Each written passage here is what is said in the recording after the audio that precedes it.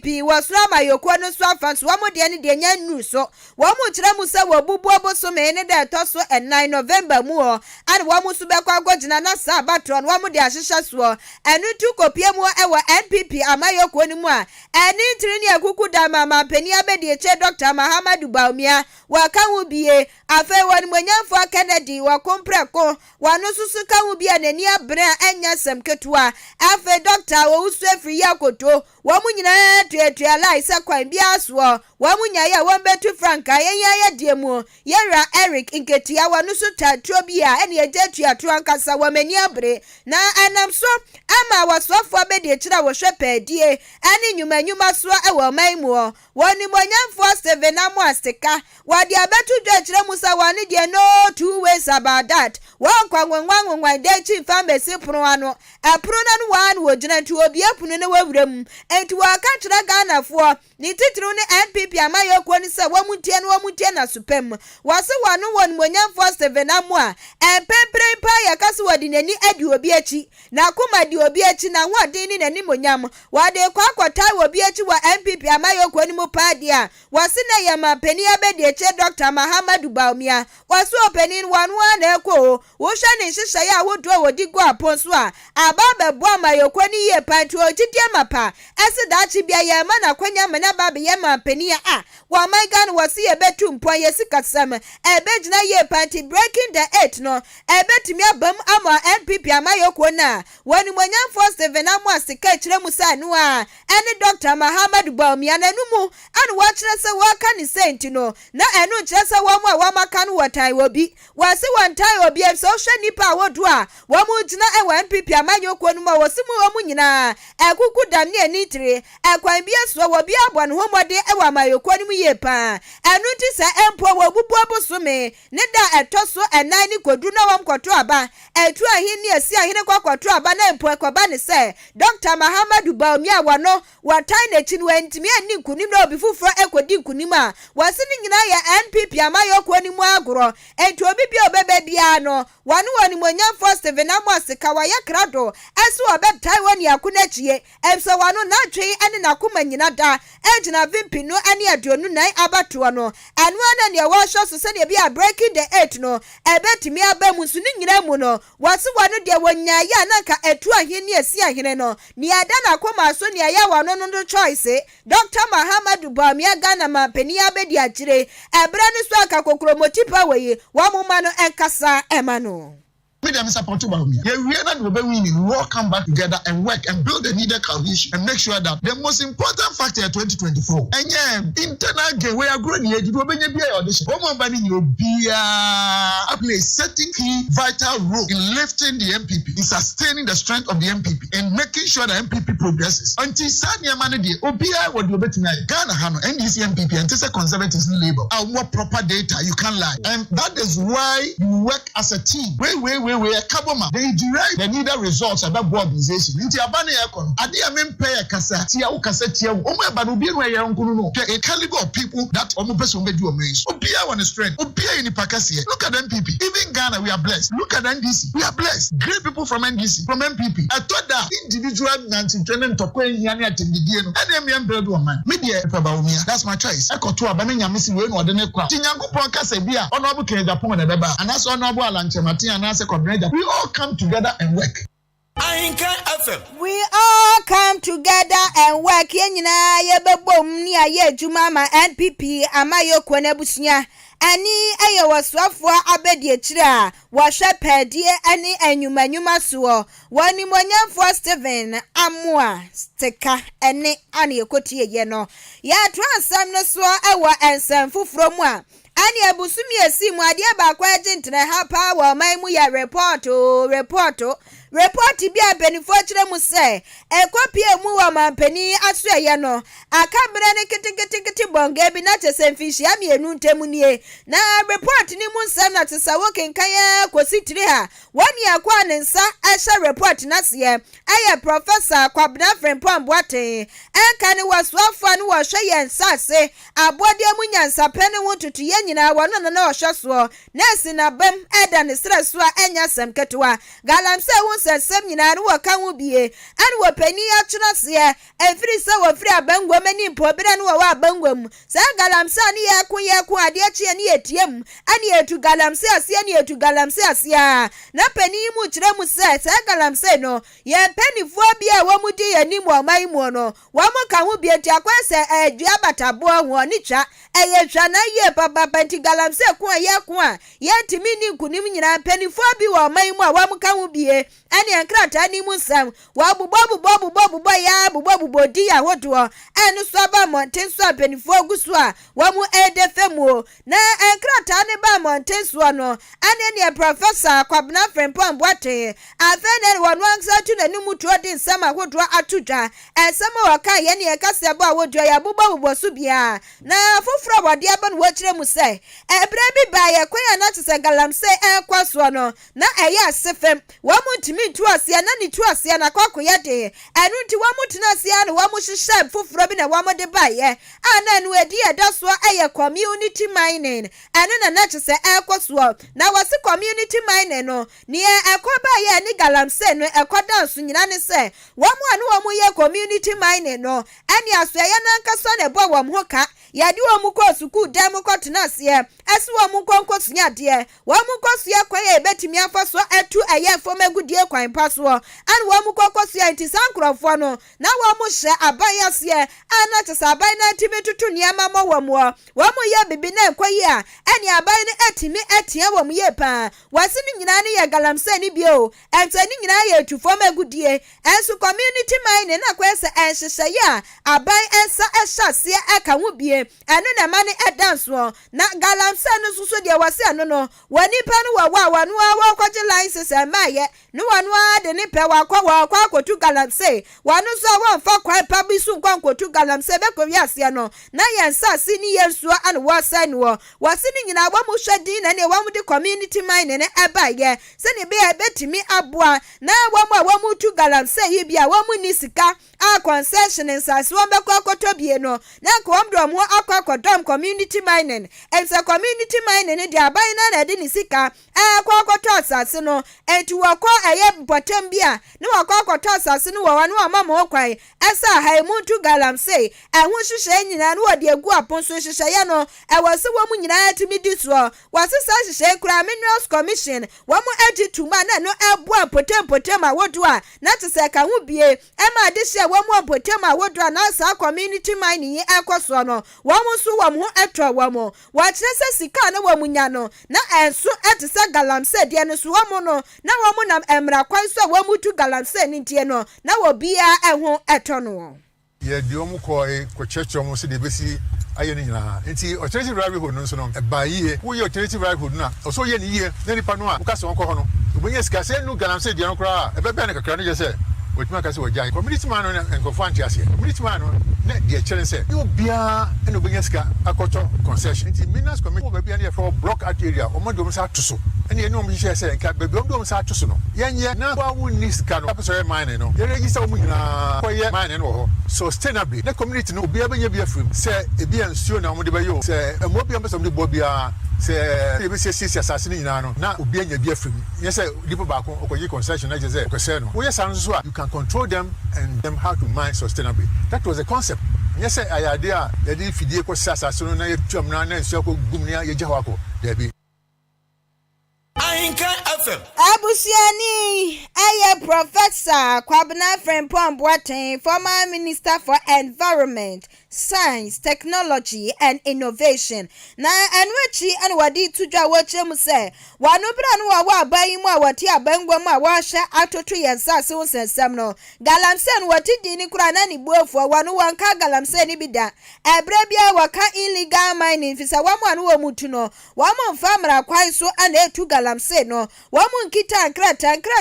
bia nkita wamu a kyerɛ sɛ ya mamu kwan sa mu nkonko tu fo magudie. Ebi mu so akura na enkade a wamu di tu fo magudie no. Enye nkade pa anya de mpanifo agya to mu asem fantu galamsey yibie esno wa mo de yentini nyina no wase illegal mining ya na ekoso na illegal mining na wa kire mu se yaya manako yese yaya timamufo ne yade buru ye hu ne yade tia ye ho wo bi kono okonsa ni nwe atufo magudie wo nkita krata pe wo so wo tu galamsey an wase da bi o entisa wo musa ni nyina ka hu bi so no wo ka ni nyina bo anu na hu kire mu a wase China fo kura wo maba begu o man mu a wo mu tufo magudie ni nyina ye illegal mining efisa wo mu free wo man Ghana mu wo mu ye kuro foforo so ma an wo ma tufo na tse wo maba wabo ade agudi awodi awodi ache ye no ase ye timamufo ni ade hye ye ni so no eno na tse wo mu so ba betu bienti wo mu kura no illegal mining ni bienti wase wona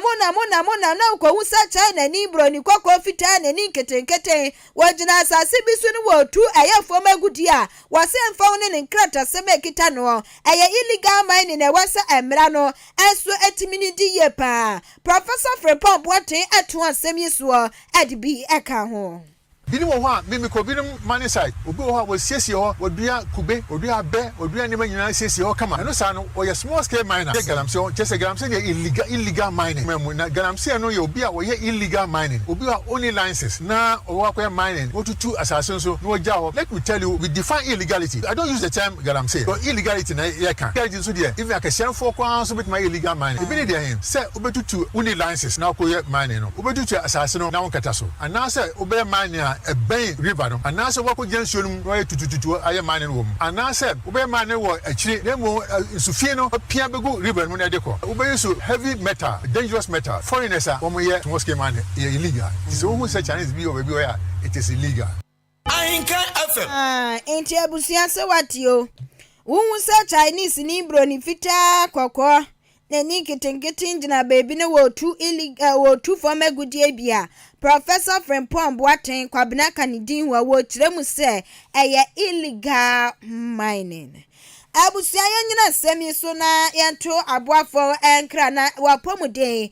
hu hia ye panti da bia yam kama semi se ka wakoye nipa da seni de brani kwanyanyim no wo hwa na wakwa kopie mu wapomuden aso ye wakwa kopie mu ayaresabia okwanya show so be hwehwe ni pedwie mu check up ebia na yadoa bi akwa ko hintan baby ntia wano ye hu ne na nyanya kese ntia hu ne na yetimi wo na tiko konkonsa ne wa babesen afri ni pedwie nim na ni pedwa na saso agina ne naso ni santi ana Jubilee Hospital ese wapa amawo wapomuden ehun hia wono so enti wose ne efa wapomuden bia ne fabra no nti wo mo outpatient service ene na watwemu ni nyina bra bia obekọ bia no a doctor for wa mabobe wa mutu wa ma ye krado esa won sem nkoma opeso wono amuchi nyina no wa ma ye krado wa mu ebetie wo bi susu wo wa bosimi de me kwa yare sabion so ma sama me kwa kanu itimi nkonkwotena pete mu nkoka asumesi wa benten timi nchen a wa hwama no se ne ekosoro eba fom kosoro aba fom no hu asem ameka entimi de bese me ko hu doctor ni wa kukuamu ane Jubilee Hospital se wa inpatient service wa no wo ko hu doctor ni e wa kukuamu asem bia ko ye bia no wo de akwa akodan na wo ma pekwan ye wo betimi aso ano waka ne se wie no ebia na wa asem a wo de kwa ye wa pomuden wo sensem no e wo se yetimi hwehwe wo ni pedwanim yetimi hwehwe mojanim ehu yade kopotia ha wonte no se beka se kone kotwa lab Jubilee Hospital e wo laboratory ko ba ne sa ye be hwe ni pedwane ahwehwe mojadimu a wo kwa ehu yade ko ha wo ye wie ne sa na aba enuro ne nya fe na doctor e be tura ma se kwa abonten kokoto na wo kwa no wanya bia na eyi fofura ma se wei eni adure we nyina ye pe ekoba ne sa kora na ha adwen ye wo pharmacy e wo Jubilee Hospital ntino ye nuru a woduro ni nyina de doctor be tura ma obia no benya bie e wo ya so ye wa antenatal care e wo ho ema ye ma minimum painful fiti da obe fa efuru na onya hu ya na je antenatal wa hyase wu ko bie ne ye kyerɛkyerɛ enwane e wo se wudie ekwan ya wo se wo fa so da ne ani kwan se wudi ni nyina e be kyerɛkyerɛ akora nyinse na ekosi se twedi ampo wo be so wo asumdwem na waso e wa wie na fe aba woni akwada no modidie mu se na be akwada no benyin from ni nuro anu mu nyina ntino Jubilee Hospital e wo postnatal care wa mu sa dwumade ni nyina wa mu sere so ana esie theater enso wo ho ite ba na operation surgeries awodo ni nyina ye bi e wo ho ene midwives so de anya asem keturo wo ya tete wo myamesuro kwan so enti push chimi nyina kwaso no na ya de mpaibo eta wechi weni ma ho so na wawo afa oba ultrasound any ECG scan enso wo enti ultrasound no ya ma menimu apefo akwa no akwa wahwesa akwada no ye bema wo ye oba wo ye ntafo wadaye anase wanaye ni nyina eboa ema uhu akwada ne bobre ukoto ne ho niam akora so a wankwanko ye emfomso ECG scan so wo ho ema wonu mu prostate yade hawamu na yade bi wo ho ane de no ehia duo yade bi wo ho enye panie wono ne de ne ye kasakire enu nti Jubilee Hospital e wo counseling unit ane wo kwa wo yade okoka wie ne ye hwe na wo de na enye duo nya lab enye theater yi bia ne ya kasa kire ya kire kwan wo so fa so didie ebono na ya enidibie ebono so afufuo enko ho anupa no sia hu bankukuru adwane firi ho ya be kire oni nyina na oni pedua no asanso egina ne naso ani ni pedua ne han enti wani enya dum senkim na je se ni pedua ne kanea ana edum ne koba ne sa na ehadwen enti wani na ekeka no kogina baby nkasa na punsuo ana mepe oba tan funsuo fako Jubilee Hospital eye clinic na wa mo hwama wo ya hwe na koba ne sa ahwehwani wei ane wo se ma obi a ye be ma obi abowani no eho ban efiada no pa bia so enkyerɛkyerɛ mapa ekoso wo Jubilee Hospital ema wono mu diabetes asikyerɛ mo so ane hypertension mojamro so yade hawa mo Jubilee Hospital wo canteen enti wo na Dr. Kacho Seko didibra na me wa opane a wani nya fe na wo kopio obenya nnuane ahodo ni nyina wo ho ehwa akoya yaresabea ni ntino ye nnuane ne so eho tiye pa insurance card ahodo ni nyina yan no wa pomodin ne wa yarehwe ne wa yaresa enu ne ye ni so ade hunu insurance card ahodo ni nyina yeje wodi ane ye national health insurance fabra private health insurance so fabra ye beje ne ya hwew Jubilee Hospital e wa chimodan kwantempo ne so aboabo Amantra bridge ne so ana wa mo e wo frɛ wo 0244 575799 0244 575799 nanya doctor for na enimdifo a wa mo eda Jubilee Hospital ano eso eni kese ebum Ahenkan FM afei abusua yatoa esem no eso na wachi awie ya na tse enkrata every ekuo bi edi edom so any World Press Freedom Index na to say we asia fa na nyina yeso sentwerofo ye fa ahudie sakoi wa mu na si wo mu sere so atsa wa mu tutututu ho ehwe no na enkrata no wa mu de ba monten so na to say wo man Ghana be bia eda no enya asam keto ya sifimie pa wa mu kire mu say wo ba wo man Ghana mu abia se emfihia ne polepole edu enwotwe 18 years intem nie no sentwerofo ho fa ahudie atoba ha sentwerofo ye fa ahudie anwen ne se sentwerofo ye fa ahudie ya hwehwe ne kura ye hu no ya wonu konkonsa be bia wadi ne ni akere kura de ye hu enti ya sentweroni bi ubeti yes ya tana sum tanyan na anu ada atoye mantemu ntididi mu sa na enya wonko a sentwerofo awodu opina e wo man mu a ne se wo medi senseme pa enya sem ketu antinat social report yi emu sem a wo mode ba ye na efabie no edemu ekruji ye pa na enam so emamrahye bedwani a wa wana thon abato empeswaso wani monyamfo Samuel wokujeto ablakwa wadi atudwa woche mu se ensada sayem enkotodwagu fom wasra ban pa sa report yi aba montenso no ma pani na na dodan kwane ne MPP abaye wa momfa wa monan ensi fom se ne be ya semtrofo fa ahudie susu betimi anya pemponso bie na evnya fa pempa bi egina so ne nkasa yemu an wa kire se empebi adi papa bi bia ba ya na eman mu penifo no wo mo ne yade ho samba ekobo mo enya si ya na wakotwra to wanti da obafuru simpie ni apa ese wone ne man for ba betwetwe nkomo bia ya den sa de pa na si ya no wo beka ho asem wasisa pepepe na sade ne baso na eye bone a eni kwan se wo mu yi omu firi mo eye wo ma adwen se wo mo doje asem no akwa ya asem bone ne wo mo tena se de wo nan asifom apesa akwa sa asem kro no wo betimi aso ano wo to ne samse wo chem se wo hwe enkrata report un se se betimi ba montena bibia da di pefesi wo man Ghana ye toba ha e wo sentrofo efa hudie ho na ade ba kwa wo no wo tena se wo se ye ne nwanwa ye pa ne se aban yo wo aban wo mu hwe mpanifo a woto a wone wo mu ebu manya ye wo sentrofo ma papa e wo mu a wo mu no wo mu nim koye betimi afaso na ensemtrofo ye timi abo mu bai e wo man mu enti sa mpanifo ni nyina braso ese wo mu ni aban ni mpanifo a woto etena se na wo mu pe koye wo betimi ade abo ensemtrofo enwo ban na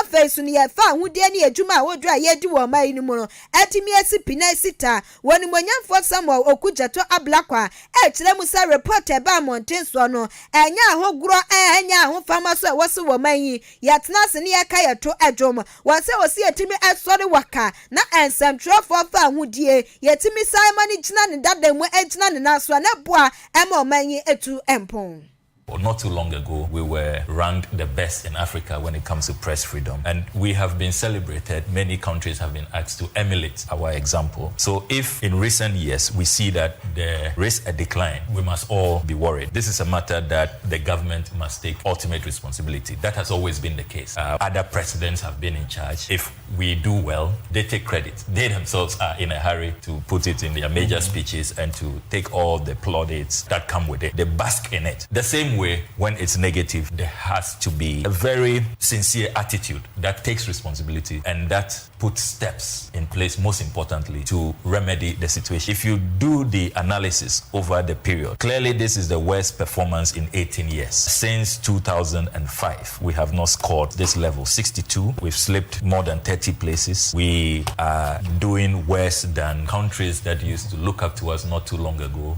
Ahenkan FM. Abushani aye woni monyamfo Samuel Okujeto Ablakwa na enwechi ne wade tudwa wo kire se wo man yi wo hwe ne enam so ama semtrofo ye fa hudie eto so mo ye fa hudie eto ape eto bahana wo se efa pina wo mu amayofo na wo mu ka hu bie ena obehu semtrofo bi na che se amayofo bi ta wo machini ani kwan kurase wo mo ya ne wo mo ye enti bekwa wi ase ne ye fatimi di kuma wo man tumpon ade ani ye fita ye timika se ye fita eye tuntuma ye timika se ye tuntum no na ehu aba be hye ye mane ye timinka enti wo se wo besre se sa amayofo na wom do mo agin sentrofo adwuma ni mu so no empenifo ntena semfa hyehye ya hoto enwu apon eso. Well, not too long ago, we were ranked the best in Africa when it comes to press freedom. And we have been celebrated. Many countries have been asked to emulate our example. So if in recent years we see that there is a decline, we must all be worried. This is a matter that the government must take ultimate responsibility. That has always been the case. Other presidents have been in charge. If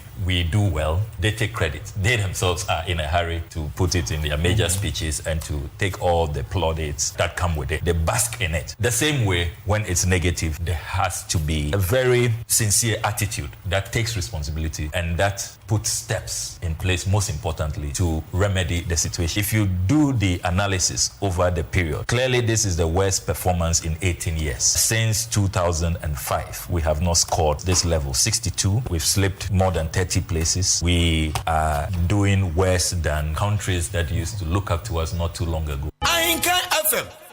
Woni monyamfo Samuel Okujeto Ablakwa eyemra shebetweni a wo no thon abato empeswa so abusuane ne ana yekokotie ye ne agina ne nsemi so na enne nwumre so no ensema hodo asamufo asamu adima ye nyina ye de esiti wadwenkyere ba ye no ana ye de toa wo so amawo shama ba Edna Ediabo say good evening Kasiebo no edede momo biam kuhwa wo bia so etie bia ne wo kire mu se kwan bia so eden a NPP amayokwa wa mo ye break the 8 wo mani be bo mo so no na nkwanko ye break the 8 na ko ye break the 9 na say ebefo wa masise ho wa menim omo so na ne akwada ne bo achibidi ntini dia wode eba ye no master planner junior Kintampo BMW Baumia must win wasi Dr. Baumia wanu kwani NPP amayoko no wa mu candidate wa yese kokromotie wa mu san ho ebo pope amayoko ne tonso makoba ne se be hadwen enti wo se tu ahini ne esi ahina wa mo NPP amayoko no se ebre ne so a Dr. Amahamad Baumia wanu a so ana konti wo chia eye wonmonyafo Jerry Ahmed wasi incoming weja gbawe MP mashebedwani no enya asem ketua na fe mafura aba achim aboabo Pentecost nyanya asem ketua sister Philippa wo eye achimoda government hospital sister tane mabna nyina wo mu chemu se wo ma biebie mu kuwa wo bia so etie bi na enwumre nya asem ketua ntu bepie mu ewo achim aboabo Pentecost dia enya asem ketua wo kanshi wo mu nyina etuetua to enwumre yi enasipiesie